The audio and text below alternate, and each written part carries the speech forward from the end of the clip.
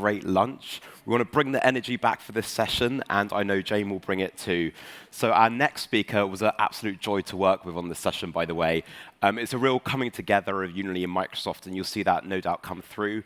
Also, if you're the type of organization that is thinking about how do we take some of those AI themes and actually start to put it into practice in our organization, this is the session for you. Please welcome to the stage Jane from Microsoft.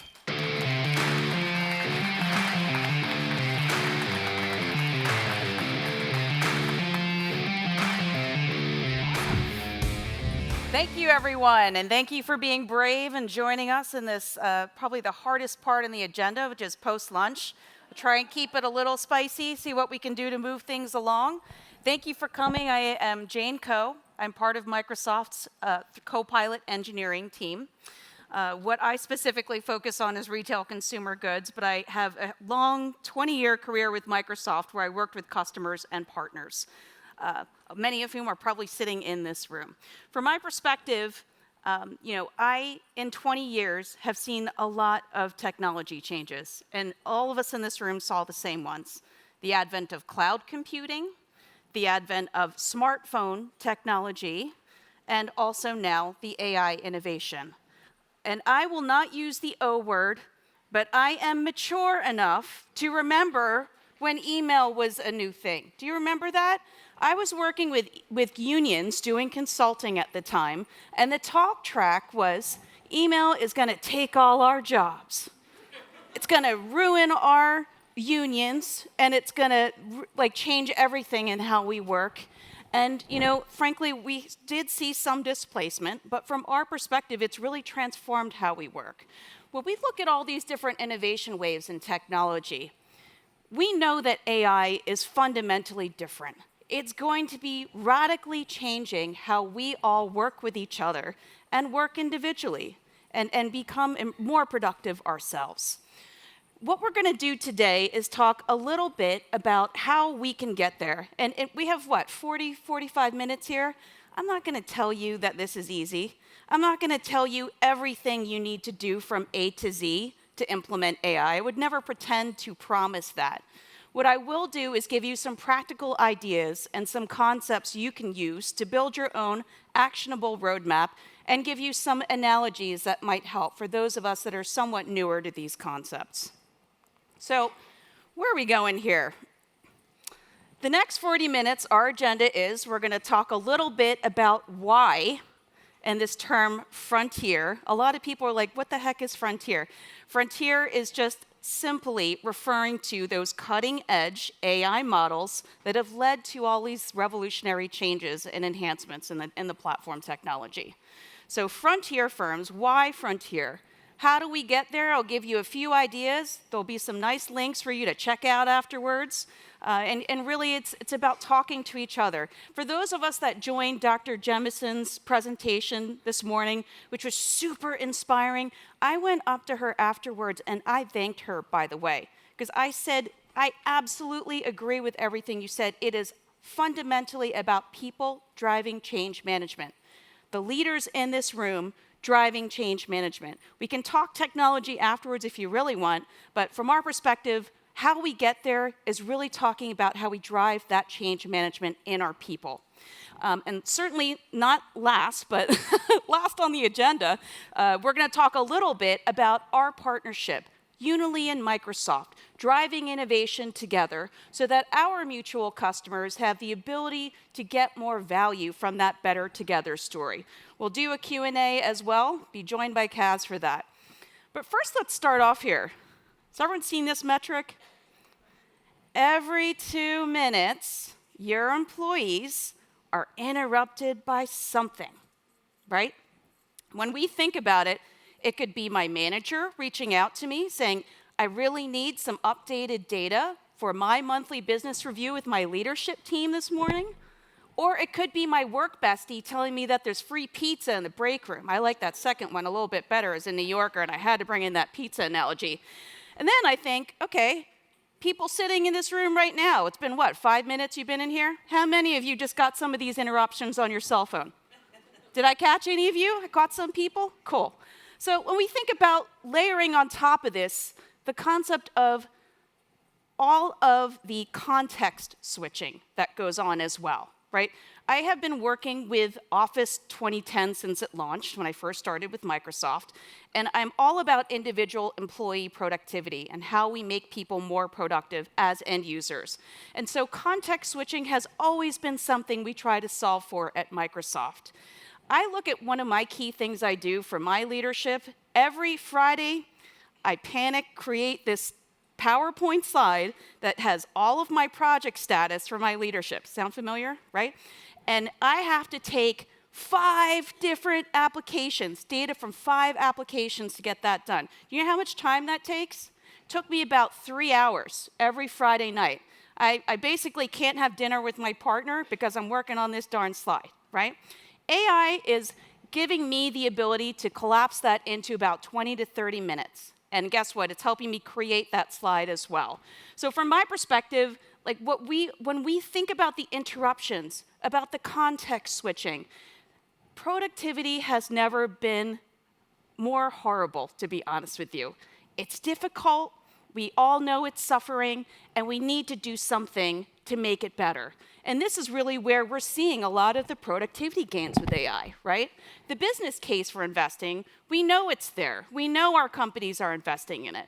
75% of knowledge workers are already using AI at work, and that's doubled in the past 6 months. That's in our study. McKinsey also found 65% of organizations are deriving some business value from that, and that's 2024 numbers. We're going to have even higher numbers in 2025, am I right? But when we think about it, the challenging piece are these 2 things on the screen, right? How does our leadership show ROI for the millions of dollars that they have invested in our AI capabilities? 59% of the companies that we surveyed show that they're really worried about how to quantify that ROI for their leadership.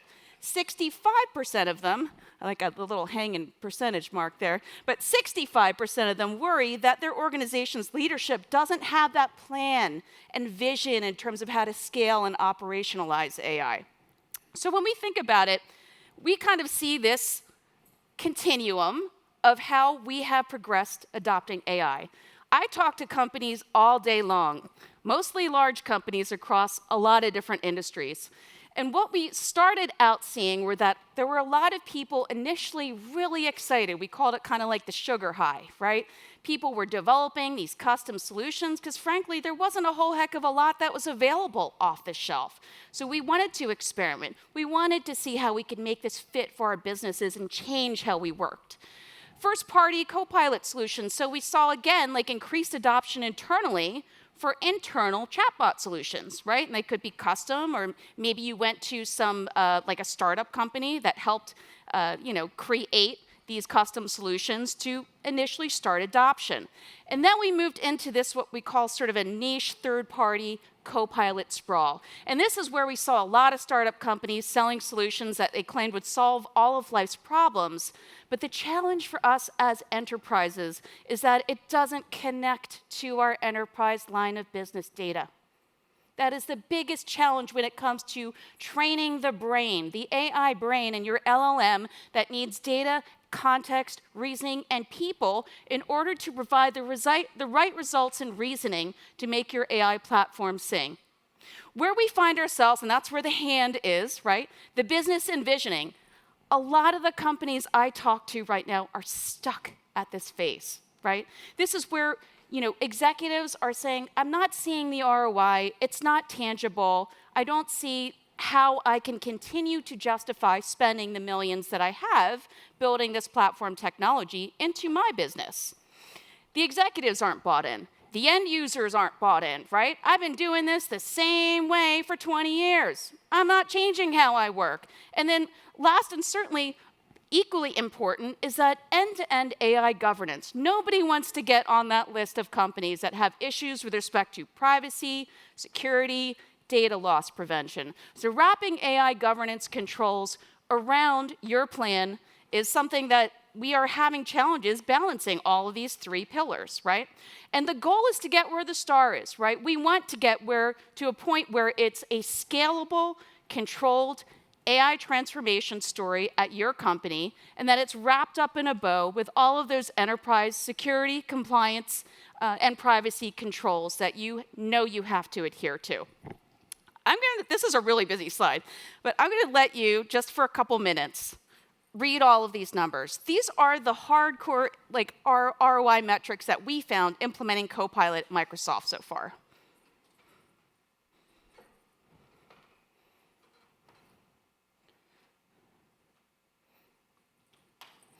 And I'm going to highlight just 3 of these. Marketing. 21.5% increase in conversion from people visiting Azure.com to those that bought something. HR, we have a lot of HR leaders in this room. We set up something called employee self-service via Copilot and enabled anything from a new hire trying to figure out what paperwork they need to complete to a new parent trying to figure out what the parental leave policy was, right? 42% greater accuracy. And then lastly, certain not least, is IT, right? We are doing many experiments, I'm not going to lie. The ones that I can talk about is this one particular one where we saw self-help increasing by 36% in terms of successful, really good outcomes and thumbs up from the people that got responses. So when we think about Copilot's impact at Microsoft, I don't know what you all are using there. I don't pretend that we are the only vendor out there that have UIs for AI. But when you think about how you implement AI, how do you make this real? And this is that concept of frontier firms, where we're fusing AI and agents with human intelligence, right? And from our perspective, we wanted to add a little bit of information about what that means. The definition is that a frontier firm is a next generation company. We're going to fuse human judgment with AI agents, right, to scale faster, better, faster, cheaper, scale faster, work smarter, unlock new value. And there's this whole concept of on-demand intelligence. One of the first emergent cases for AI was around search. How many people have been around for long enough where you remember where search was like a really big deal and then suddenly it just went away? Well, now it's like really important again with AI. That's kind of where we're at right now. So from our perspective, that on-demand intelligence is where it's enabled also through human and agent hybrid teams. So human-led, AI-operated. Your agents are going to do tasks for you, but there are humans providing that real oversight on those agents. Work charts versus org charts. I found this interesting because we all know what an org chart looks like, but what we're starting to see with a lot of these, quote, frontier firms is that there are teams forming around business outcomes. And it's tending to be multidisciplinary. And you have people from IT talking to marketing and working closely to come together and create an outcome. And then agent boss mindset, that's like a really fun buzzword. I love thinking of myself as an agent boss, right? But it's where you're creating a team of agents underneath you to do all that busy work, right? To search all of my emails, my OneNotes, my Teams messages, or whatever productivity platform apps you use in order to pull together that leadership team slide and draft that slide for me, right? It's like having my own team of interns, which is great. I'm going to pull together an analogy here, and I love this picture. It's hilarious to me. But I actually map to retail consumer goods worldwide as my industry that I focus on and develop strategy for in Copilot engineering. So this makes sense to me. How many people like to shop in this room? Anybody? Okay, a lot of people. I'm sorry to say I would not raise my hand to that question. I would say shopping does not rate high on my list of things that bring me joy. Right? And so when we think about shopping, I want to do it quickly, I want to do it easily, and I don't want to spend a lot of time on it. So how does shopping relate to becoming frontier? Phase 1, this is kind of what we're doing today. I go onto my browser, I compare different prices from different vendors, I look at their return policy, figure out when it's going to get to me, because I have a purse that I really want to get for a wedding that's in 3 months. It's from Comme des Garçons. Anyone know Comme des Garçons? Hopefully, Japanese company, avant-garde brand. So I got this avant-garde leather bag I really want to get for this wedding. I'm going to search for it online, find it for a low price, when it will get to me on time. That's how we're doing it today. Am I right? Phase 2, I set up agents. I have 2 months until this wedding.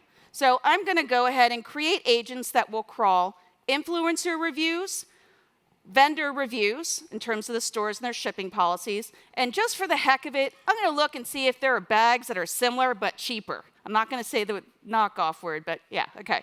And I'm also going to look for vegan leather options because guess what? We all have a carbon footprint and we all need to start paying attention to that. At the end of the day, in this phase 2, I still have to click purchase. It's my decision, and I still have the action and the power to do that. Phase 3, and this is really where shopping is heading, and this is that sort of frontier notion. I create agents which are based on criteria that I have set around price, around return policy, around shipping time, lead time, and I'm going to have it automatically purchase that bag for me. This is where shopping is going, right? And I couldn't be more thrilled because, again, not on my list of things that bring me joy. And guess what? All that time I could have spent researching that handbag, now I have more time to go write that maid of honor speech for my friend's wedding that I've been procrastinating, right? So when we transition over to thinking about frontier, these are the phases that I described, right? Phase 1 is human plus agent, where you have some sort of an AI productivity tool, driving productivity, helping me do better, faster, cheaper. And it's, again, really started a lot with search, knowledge search, people search, context search. Phase 2 of that is where we have human-led agents. So again, there are agents that are doing some of the busy work for humans, but I still, as a human, have the control over what is done in any given process. And then third is human-led and agent-operated. So this is where you have agents that are part of your org chart. They appear in your global address list as employees, and they're doing things independently for you. Sounds pretty sci-fi, right? Let me give you an example of how this could work. Now, I am not the employee experience expert that the people sitting in these chairs are, so please give me some patience and grace as I provide this example. Let's say I'm a new employee at an insurance company. We're running Unily in the background, and we also have Copilot. By the way, Stuart's going to talk in a moment about the fact that we worked together and innovated to create a connection between our two platforms to make it easier and more seamlessly work between the two. So as a new hire of this insurance company, I have questions. I got a lot of questions. I'm going to use that Copilot tool, and it's going to search for information in my HR portal and my communications portal, which is stored in Unily. That's phase 1. Phase 2. Let's say I'm a citizen developer. We'll talk about that in a second, but I'm a citizen developer, and I feel comfortable creating an agent or a series of agents in natural language. As a new hire, I have questions about what paperwork I have to complete, right? What is the required paperwork and when do I have to get it in? The other thing I could do is create an agent that tells me who's who in the zoo. That's the hardest part of onboarding. Who the heck do I go to with my questions? Who takes this question? Who can help this customer? Who's going to help me with this escalation? And so that agent can help me identify and search for the right person and the context of that person in the organization. And then lastly, phase 3, using that same example, my HR department can create agents. They appear as team members underneath my HR leader, and they can automatically reach out to new hires and ask, hey, how are things going? It's week 2. It's month 3. How are you doing? Do you have questions? How can I help you? And gain those valuable signals back in HR as to what communications or training you might need to have, right? And from our perspective, this is not a linear journey. Please don't think that. I know it says phases, but what you're going to find is every company is going to find that there's not going to be a fit, just like my shopping example. I'm not going to want to automatically buy purses for the rest of my life using some automated app or agent. Same thing holds for companies that are implementing AI. Not every use case is going to be a fit. And you're going to have companies that exist in multiple phases. And you might be going back and forth between them, depending on whether the juice is worth the squeeze, right, in terms of implementing and infusing AI into your workflows. So why are we doing this? Why are we becoming frontier? Couple numbers here, right? Frontier firm workers. The perception is that employees at frontier firms say their companies are thriving. It's an important metric and perception for your employees about how they feel the company is doing, versus the 37% who don't feel their companies are thriving because they're not infusing AI to get the best out of their workflows and people. Now, how do we get there? We talked a lot about why. Now, how, right?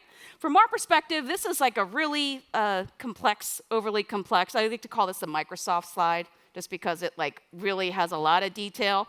And it could be like 10 slides on its own for each one of these bullet points. That's so Microsoft. But anyway, five drivers of AI value.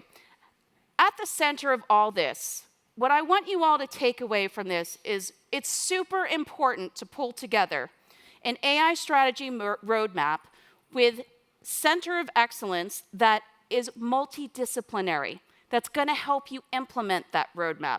And don't do what a lot of companies made the mistake doing up front from day one, which was to forget about quick, simple, easy ROI wins. A lot of companies leapfrogged over this. And so 18 months later, they're like, Jade, I'm not getting an ROI. My executive's really upset at me. It's because we kind of leapfrogged over the concept of quick and easy wins. Quick and easy wins. You got to start showing those quick and easy ROI wins and find a way to architect that roadmap. And there's a link here at the bottom that kind of shares a little bit more detail about these 5 drivers and gives you some concrete ideas on how to implement them. But organization and culture, business strategy, applied AI strategy and experience at the center of it all, AI governance and technology strategy, right? So we're looking for repeatable processes that we can basically adhere and infuse AI in the least disruptive way to our end users, right? And that change management piece, the people sitting in this room, I would argue, are the brain trusts that are going to drive the bookmarks on the end of this, right? Organization and culture, the change management, and then also the technology strategy. From our perspective, again, like super amount of detail, we could go into this. If you have a Microsoft or any of your technology platform reps, we'll have a lot of great talking points, a lot of great guidance. But if you want to look at the Microsoft AI strategy roadmap, you can check that out here.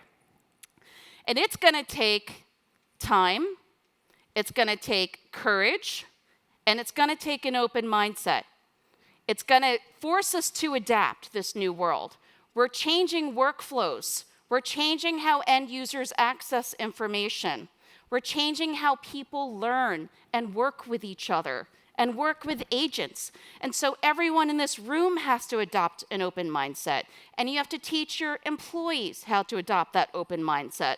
And there's 3 main things that will help you adapt. Change management, again, I'd say is the biggest component of that.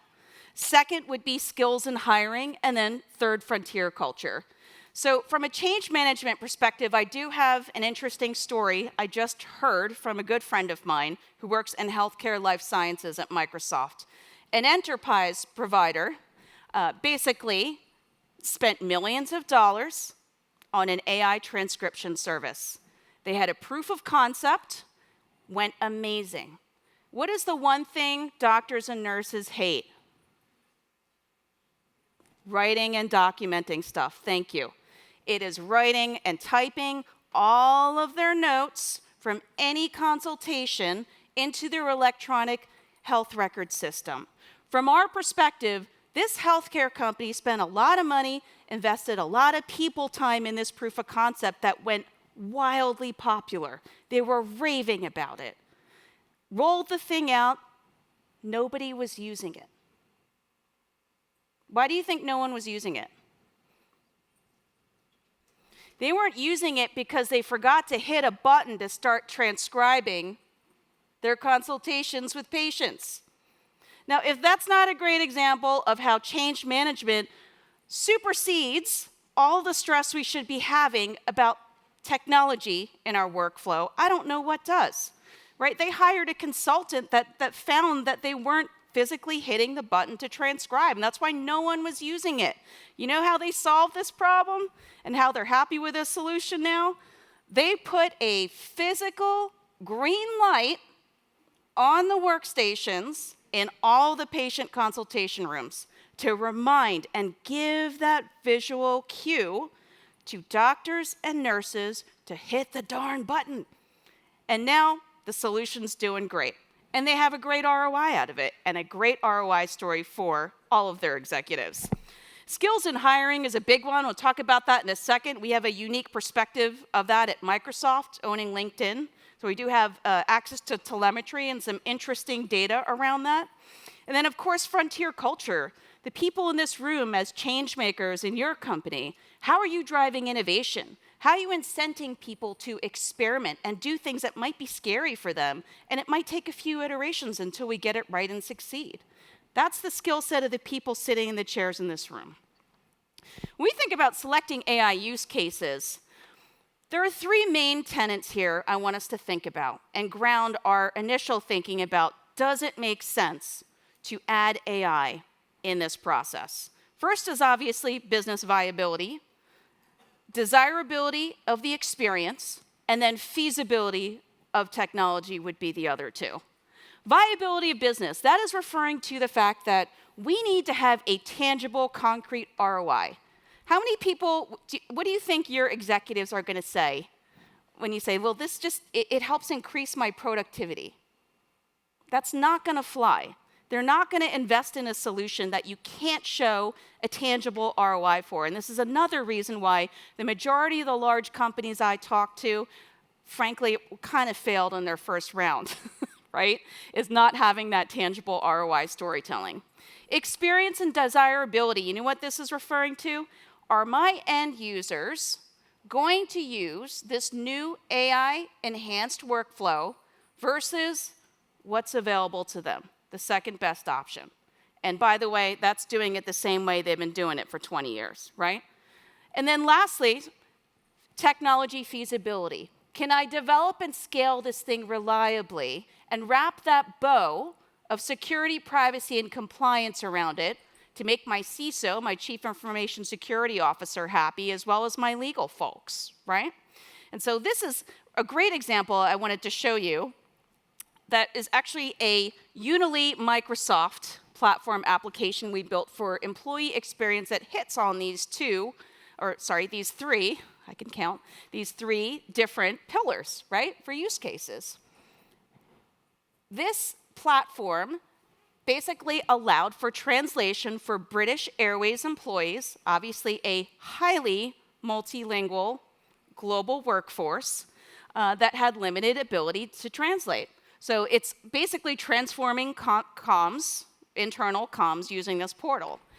There's employee sentiment analysis, so we can kind of see how internal communications have landed. And then segmented comms, and that's referring to custom personas that we built for all of the British Airways employees based on what they do, where they are, et cetera, and then customized comms for that. From our perspective, this is a really inclusive story from an end user perspective. But what the leaders at BA are getting is all of this real-time data around how the platform's being used, and it allows them to make better decisions as a result. So again, this use case, great example, business, experience, technology, hits all three of those. Now, we talked a little bit about skills and hiring, and I know that's, are there HR people in this room? Do I got any HR? Yeah, HR. So watch what I say. But you know, when we think about skills and hiring and the path forward for us, we know that AI is going to transform how we work. It's going to require new skills, and it may require for us to create new roles and hire for those new roles. So being that Microsoft owns LinkedIn, I did throw in a couple of data points here around what we're seeing for emergent new jobs. See 4 examples here. I hear weird ones about like vibe working and stuff, and I'm not going to do the whole Gen Z thing because there's definitely a fair amount of that I'm seeing in job descriptions now. However, these are the top 4 that we're seeing in LinkedIn around AI trainers, agent and data specialists, ROI analysts, that's an interesting one, and then AI strategists that are actually baked into these functional business units, right? Marketing, could you imagine being a marketing AI strategist? Probably, but maybe less so for a finance AI strategist. I find that it's going to be really interesting to see how the workforce changes with these new roles. And when we talk about skills, I love this slide because, of course, the top skills of 2025, the first one's going to be AI capabilities. We know that's a no-brainer, right? But check out the bottom 4. These are soft skills. These are human skills that a computer cannot easily replicate. And it's going to be a darn long time before they do. Conflict mitigation. Imagine AI trying to mitigate conflict between 2 of your employees. How well is that going to go? Adaptability, process optimization, and innovative thinking. These are the skill sets that are emerging as super hypercritical. And for those of us that studied philosophy and the arts and things, our skill sets actually are going to be incredibly valuable in this new world of work as well. So frontier culture is how we scale, and it's what we're talking about today. And here's another very Microsoft-looking slide with a lot of data on it. What is this talking about? Everyone in this room sitting in a chair and standing in the back, and by the way, there's tons of seats up here, and I do not bite, so you're welcome to sit here. But everyone in this room is a citizen developer. What does that mean? A citizen developer is a person who creates an agent based on natural language. Again, it's like having an intern that has an unlimited potential to do things, search for things, reach for things, and action things. And so as a citizen developer, this is really going to be my company's way to scale my AI usage. From my perspective, when I think about the companies that are really taking massive leaps forward in productivity and achieving that frontier status, it's because the end users are driving what is the most value to them from an agentic world. And we're balancing that with what IT's doing, right? Central, more complex processes, mission-critical initiatives. They're answering to this CIO and this CISO. And from our perspective, super important as well.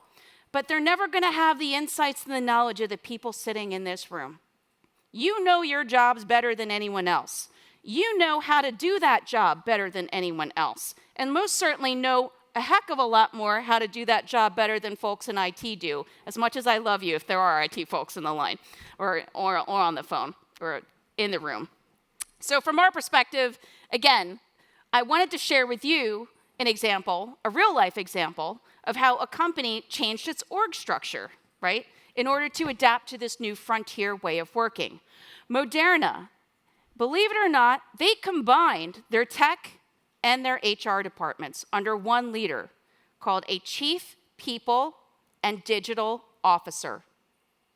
So this person owns those 2 departments, has a joint strategy that she's building for those 2 organizations, and the goal was to eliminate the silos of the businesses because they knew in order to continue to compete and build vaccines more quickly, they needed to move quickly, and they needed to change quickly, and they needed to embed IT into business in that strategic role. And I believe that case study is online on Microsoft.com, but I encourage you to take a look, and there's some videos as well. Now, when we talk about the introduction of agents, and I love this graphic, thanks, Kaz. So when we think about the human-agent ratio, how many agents do we need to run our critical workflows, and how many humans do we need to govern them and set the criteria for what they do? I think there are 3 things that we should think about when we talk about the human-agent ratio. First, can we achieve greater results from humans plus agents versus just AI alone? Second, are our customers going to demand a human touch? Because we know that some cases will be able to automate with AI, other cases, there's no way, right? And then last, and certainly not least, when will society require human accountability versus automation and AI? So these are 3 important things that I think will dictate how we measure that human-agent ratio, which is this emerging metric that we're seeing talked about in companies that are becoming frontier. And this is the only, I swear, the only Microsoft commercial that I have for you today. And I share this with you because this formula completely talks about everything and ties together everything we just talked about. We view our AI platform company as being this formula of agents, of being Copilot as your user interface, or UI for AI, and your human ambition. And I would venture to say that last square is the most important square on that screen. The people sitting in this room that know your jobs better than anyone else and know how to make AI work for you in these jobs better than anyone else are what are going to drive Frontier. And from our perspective at Microsoft, Copilot, M365 Copilot, is our humblest aspiration as a company to be your user interface for AI. We know not everyone in this room uses Microsoft apps. There's a boatload of enterprise line of business applications that you run and that power your business. And what we have done with Copilot and what my team in engineering specifically does is we work with leaders like Unily, and we make sure that our partnerships reflect the ability to bring in data, to add data into the Copilot brain. So from I think the next thing we're going to talk about is just our next steps and wrap up here. We talked a lot about the data behind why people are wanting to become Frontier and why we should consider taking those steps ourselves. I think with respect to the prioritized roadmap, I would encourage you all again, please do not leapfrog over those simple, easy, quick ROI wins. Build those in early. This is how you're going to keep your executives happy with the investments that they make in you and your team and your AI platform technologies to keep fueling it. And then from our perspective, again, center of excellence. You've got to have a cross-department, multidisciplinary center of excellence to drive that roadmap. Super, super important. The cultural fit, again, the experts in this room are the ones that are going to drive that innovation, that are going to figure out how to gamify agent creation and agent utilization, and also figure out how to reward and incent people for doing that. And then lastly, we have a product booth, and Stuart's going to talk for a second about a Copilot connector that we created to tie in your Unily platform data into Copilot. So I appreciate you all so much. I hope I kept most of you awake. I did see a couple people sleeping, but hey, it looked like a really good lunch out there. Thank you for your time. I'm going to pass the mic over to Stuart, and I am hosting a roundtable tomorrow afternoon, which is talking about human plus AI potential. Would love to talk to you afterwards. Thank you.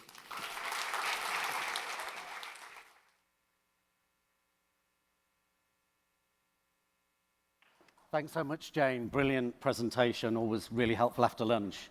So you heard Jane talking about the challenges on this journey, Frontier firms, and we want to help you on that journey. So behind the scenes, many people don't know, you heard this morning we've been using our 20 years of employee experience to build Indy. We've also been working with Microsoft about the same length of time. So that secure global infrastructure on Azure, the integrations with 365, the widgets to pull in SharePoint data, etc. As we move into this AI era and you're starting to review Copilot and what you do with that, we're really excited to be working more with Microsoft, bringing it more to the front and helping all of the enterprises in here today so you can operate in a smarter and faster way. So we're delighted to tell you that the Copilot Connect for Unily is already available, GA, so anybody can take advantage of that. In a second, I'll ask you to take out your phones for anybody who wants to take that advice and help from us. So in order to help Jane and myself take you on that journey, help you work out how does HR, comms, IT all collaborate together to make this work across your organization, we're going to offer you some help. So in a moment, as we wrap up this session, if you stay in the same room here, you'll be hearing from the wonderful Kim from Pearson. They're actually one of our preview customers that took themselves on this journey. So you'll hear some of the advice and tips shortly.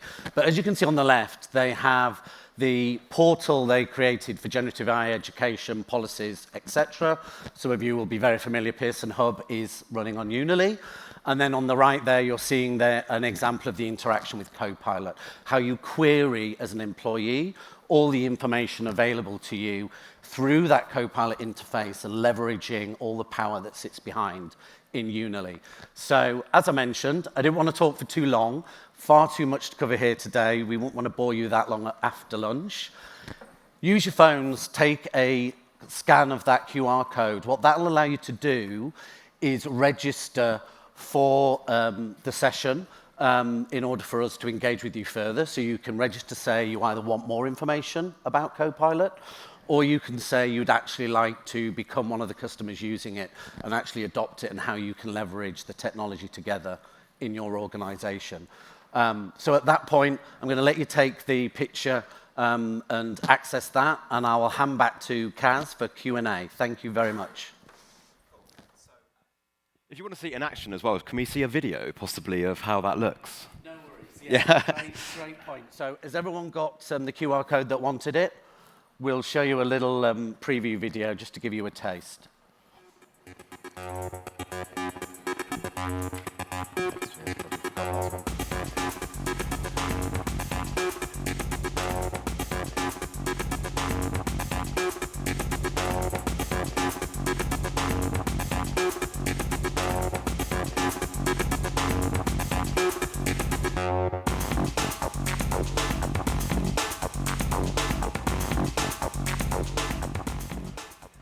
Excellent. So you'll get to see from Pearson on this stage. I've got a couple of questions that I'm going to ask you. So the first one, I think is for you, Jane. So how do you recommend we upskill in AI literacy and creating prompts agents? What programs, steps do you recommend to become a stronger citizen developer? So this is kind of like responding to a question with a question, in a sense. But I'm going to actually recommend you use AI. Whatever AI portal you have, craft a prompt and say, I do X for a living, and I want to use agents and create agents. Recommend a personalized training plan for me with links and an actionable plan that will help me get there. There's certainly a plethora of tools out there, and for whatever platform provider you work with, whether it's Microsoft or anyone else, we on our websites have those tools and ideas of how to drive adoption for citizen developers within your company. But I recommend that you start playing around with it yourself, right? We have a whole team at Microsoft that does promptathons, prompt of the day. We give people little prizes when they create really good ones that their entire organization can use to help them better structure their work. So please start thinking about how you use AI to create your own training plan. Excellent. And then I was just sad to see that Vibe Manager wasn't on your list. But you did a great job of bringing the vibe, actually. So, Yeah. So I think you're well qualified. But my final question is, I know you're focused on retail, but do you see any trends when it comes to industries that are more risk averse, and are there any trends to do with adoption rates in certain industries? Absolutely. So when we think about industry focus, my team actually focuses on different industries. So my team members focus on FSI, health, financial services, healthcare, life sciences, legal, all these different industries that we talk to customers and try and scale AI adoption through customers and partners. Believe it or not, we started as a company with financial services and legal. And that was kind of a head scratcher for a lot of people because those are highly regulated industries. There are definitely issues with respect to data loss prevention and a lot of regulation around it. But the value was there. The value statement was there. And we saw a lot of people in these industries leaning into how they could do better, faster, cheaper, and in some cases, a lot cheaper in terms of infusing AI into their workloads. And if you are representing a different industry and you would love to have a conversation about challenges you're having, I would love to talk to you afterwards. Excellent. Thank you so much. Please give a round of applause for Stu and our Vibe Manager, Jane.